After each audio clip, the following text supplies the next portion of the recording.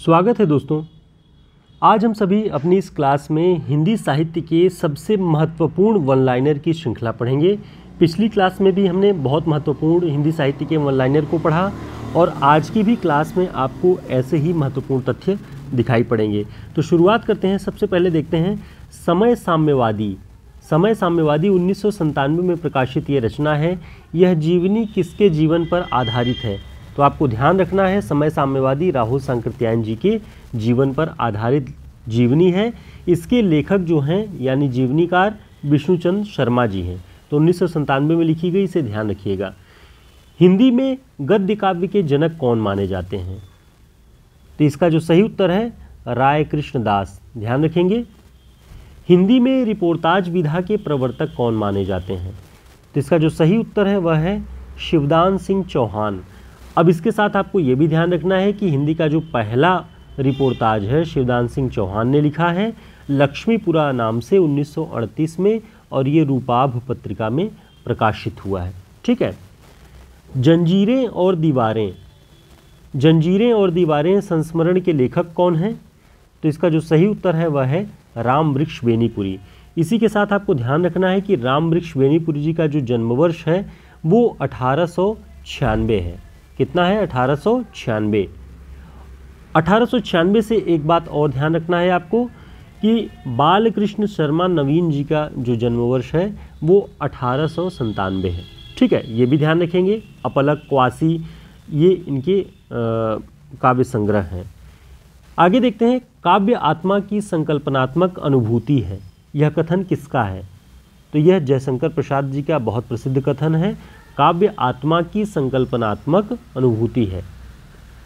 अगला पॉइंट है चरम व्यक्तिवाद ही प्रयोगवाद का केंद्र बिंदु है। चरम व्यक्तिवाद ही प्रयोगवाद का केंद्र बिंदु है। यह कथन किसका है? डॉक्टर नामवर सिंह का। निराला की साहित्य साधना, यह कुल कितने खंडों में प्रकाशित है? तो ध्यान रखिएगा, कुल 3 खंडों में प्रकाशित है, 1969, 72 और 76 में। इनके सन भी आप ध्यान रखें। रामविलास शर्मा जी ने निराला के साहित्य का संपादन 3 खंडों में किया हुआ है, निराला की साहित्य साधना नाम से। अगला पॉइंट है निराला आत्महंता किसकी पुस्तक है? तो ध्यान रखेंगे निराला जी पे बहुत महत्वपूर्ण ये भी पुस्तक है, निराला आत्महंता। ये पुस्तक है दूधनाथ सिंह जी की। दोस्तों, हमारे हिंदी साहित्य का जो क्लासेस ऑनलाइन बैच चल रही है यूपी एलटी जीडीसी जीआईसी के लिए, वो 20 सितंबर से शुरू हो रही है। आप सभी ज्वाइन कर सकते हैं। लास्ट डेट नज़दीक है। हमारे व्हाट्सएप नंबर पर संपर्क करके इस कोर्स को ज्वाइन कर सकते हैं। इसमें हम हिंदी साहित्य के इतिहास को 3 प्रमुख प्रामाणिक पुस्तकों के आधार पर पढ़ेंगे। हिंदी व्याकरण को 3 प्रमुख जो व्याकरणाचार्यों की किताबें बहुत महत्वपूर्ण हैं उन पे आधारित सभी जितने पॉइंट्स हैं वो पढ़ेंगे।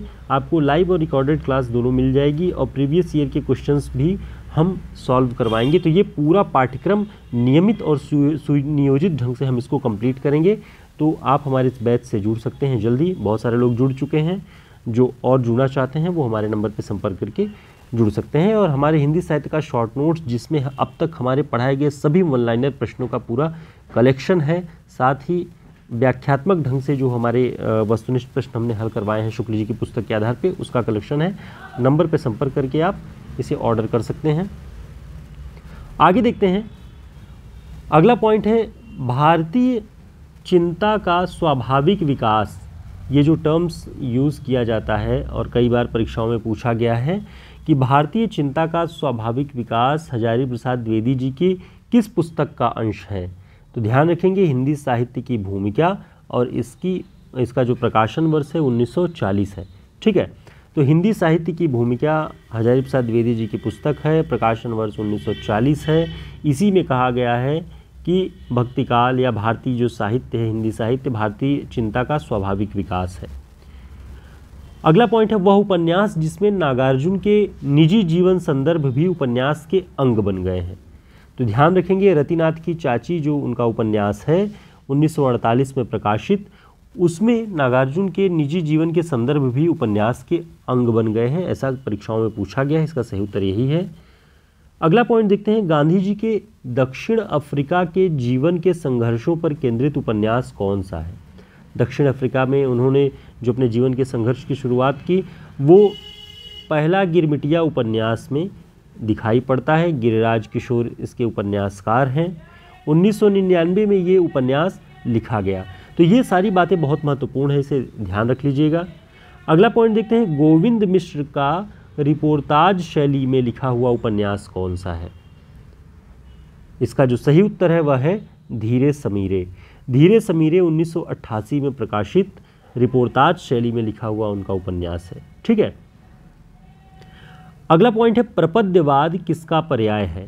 तो ध्यान रखेंगे, प्रपद्यवाद आधुनिक हिंदी कविता में नकेनवाद के नाम से भी जाना जाता है।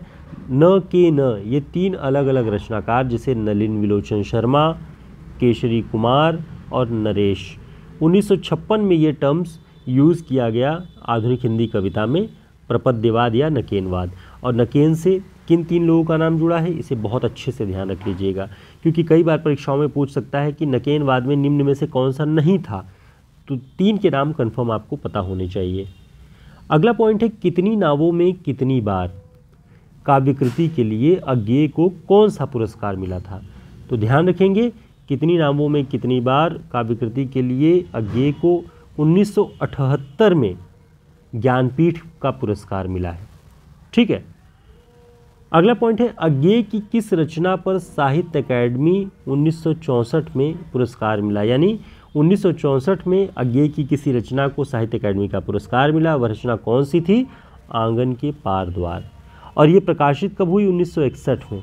61 में प्रकाशित हुई और 3 वर्ष बाद यानी 64 में इसे साहित्य अकादमी का पुरस्कार दिया जाता है।